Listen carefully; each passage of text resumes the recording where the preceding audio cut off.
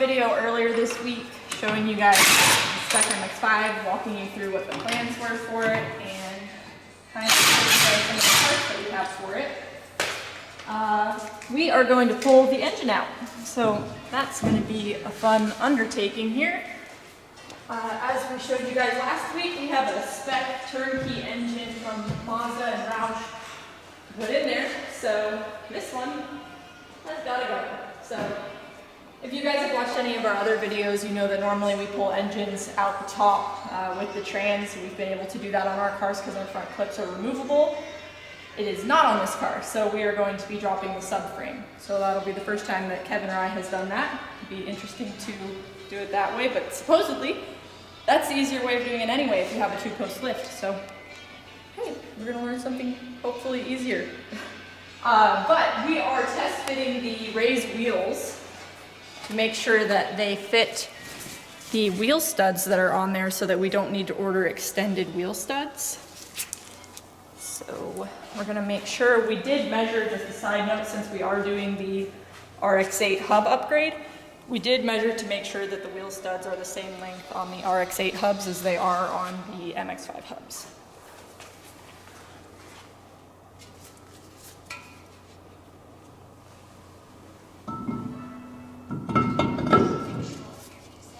Alright, and so you guys can see there's plenty of thread showing through there, so that should be no problem at all. They're gonna look really good on there.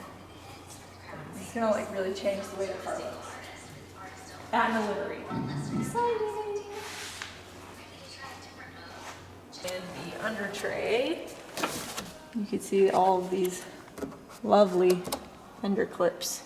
These things are my favorite.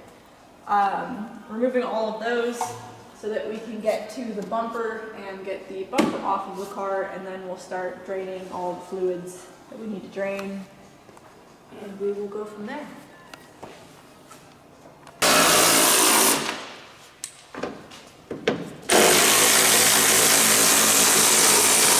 We got all the bolts on top, but it still felt like it was a little tight.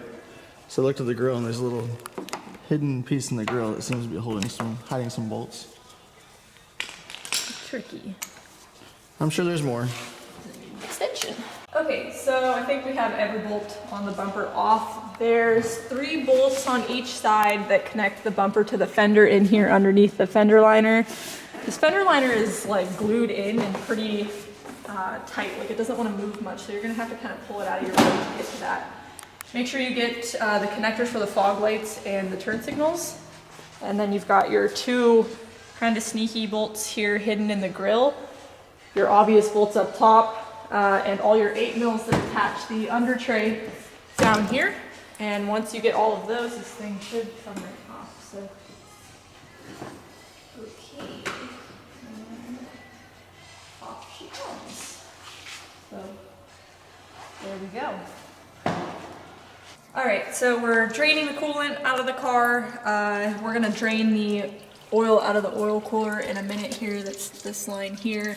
There's a line for the AC on the other side that has to be disconnected, along with what I assume are wheel speed sensors that connect right here. Make sure you get those. And then, yeah, there's gonna be some other things I'm sure that we're gonna figure out the hard way, but right now we're doing the strut tower brace. We're removing that. And then get the car up a bit higher and get to the transmission and all the other heavy stuff. So, Are you enjoying tearing this car apart yet? I know Savannah is. So we've started plugging away at getting everything that's connected to the chassis and the engine disconnected. So we decided to try and disconnect the engine harness from the engine and leave it attached to the chassis, because obviously it goes to this fuse box and a couple other places that aren't going to be as easily removed. So we're going to try to disconnect it that way. And we haven't really put the car up in the air yet to do any of the transmission stuff, so we're still kind of just plugging away on everything that needs disconnected. All of these AC lines that we're running up here, fuel lines, power steering lines, and then all these connectors. So just plugging away. Garage has exploded in parts. Got the radiator out. Savannah's draining the oil. Kind of getting a game plan for how we're gonna drop this thing. What do you think, Savannah? Radiator was a huge pain to get out. I probably should have really documented more of it for you guys, but we were like all hands on deck. I can kind of walk you through it because you can see what we had to disconnect now that it's off. But yeah, I mean, it was just like one thing after another. We're like, okay, it should come out, and then it was still attached somewhere every time. There's just a lot of lines going to a lot of things that you have to disconnect here. There's two main radiator hoses, one on each side you have to disconnect, as well as there's a piece that goes to the fan here that clips on that you have to disconnect. Wiring for the fans, and then yeah, pretty much like I said, just all these other lines And that here was- and there. So That was one of the mounts there. kind of, you know, awesome that it's V-mounted, but difficult to get to a couple things. But we got it out, and then yeah, so now we are working on everything up here. We took off one of the braces. We're gonna take off this brace next, and then we are going to disconnect the drive shaft from the back here, lower it down, and pull the drive shaft out. And then yeah, so we're kind of looking at this here. It looks like we're gonna have to take off all these major bolts, obviously. And then there's these two studs on each side here. We'll have to take a look at the engine mounts on this car just because I'm not familiar with them, but we'll probably take the engine mount nut off now, because once this is sitting on a pallet, it'll be really hard to get to that. The exhaust was already disconnected on this car. I'm sure you guys noticed that. There was no exhaust on the car when we got it. So that kind of makes that a little bit easier, but you can kind of see the hangers where it would run from the factory, so you'd have to remove part of that too, or you could probably leave the axle back section alone. But Zeus is really bored. So we finally met our match. We could not get these two transmission brace bolts to move no matter what we tried. So we PB blasted them again. We're gonna let them sit overnight. I mean, we tried everything we could. We busted out the actual impact, the breaker bars, the jack handles over the breaker bars. Nothing was working. So tomorrow we might have to pull out some more stops, or hopefully the PB blaster does its job. Otherwise this thing should be like pretty much ready to come out. So there's still those two wires that we just can't seem to really get to at the back of the engine. So hopefully we have enough play in the harness that we can lower it a little bit and just clear a little bit of space so I can get my hand in there better to get those connectors off. But yeah, I mean, kind of a bummer, but that's all we got for today. So we'll come back tomorrow and start with this, and hopefully we can get that knocked out and we can get this thing out of here. So we got the MX-5 on the ground. We got the rear diff brace removed so the transmission could be freed up.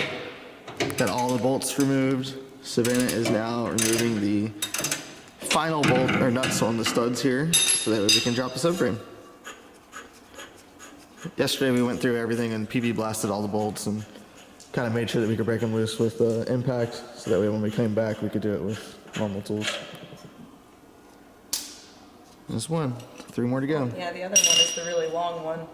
So one of these, I don't know, Captain probably can't show this to you, but one of these studs in here, kind of hard to see up there, is stubby, and the other one is probably like a seating stud, and it's really long. So we don't have any sockets that are long enough to reach that, so we have to use a wrench. We already broke it loose yesterday though, so hopefully it doesn't give me too much trouble now, because we snugged it up a little bit, but we didn't tighten it back down, so hopefully it's not a huge pain.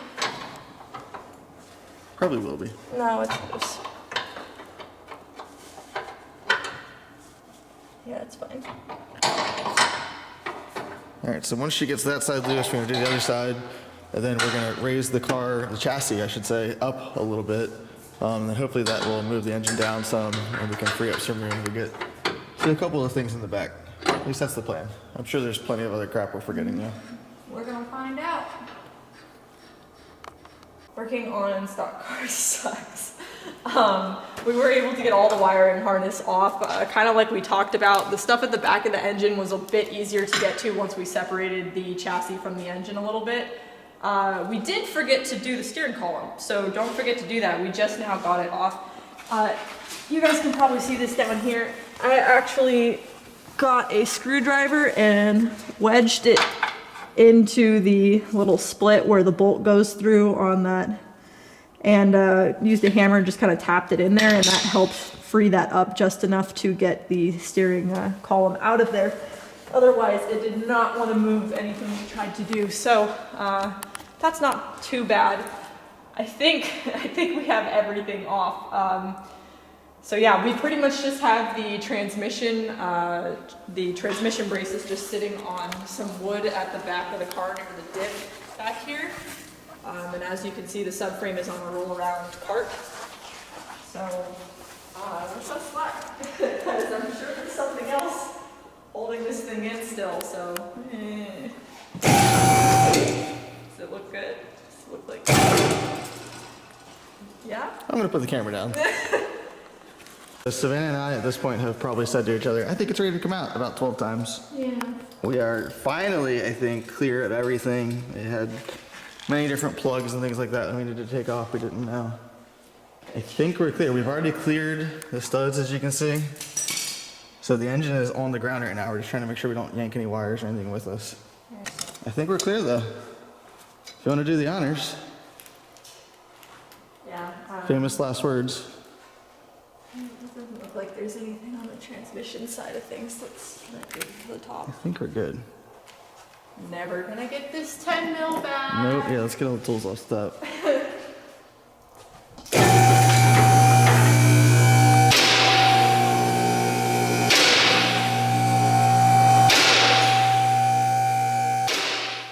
It's out. Everything's out. So tomorrow we'll probably mostly just clean everything up and start to separate things that need to be separated, like the transmission and the engine from the subframe and all these other wonderful little things. We'll probably start to dress up the new engine with all the accessories, and we'll probably start to work on some of the suspension stuff and work on the hubs and things like that. But yeah, I don't think it was too bad. I mean, maybe it was a little worse than we expected, but we haven't really dropped very many engines out the bottom, so that was new for us, and also it was our first time working on the MX-5, so I'm sure it'll go smoother in the future. But yeah, we have a lot of content to still roll out, and stay tuned for the next one.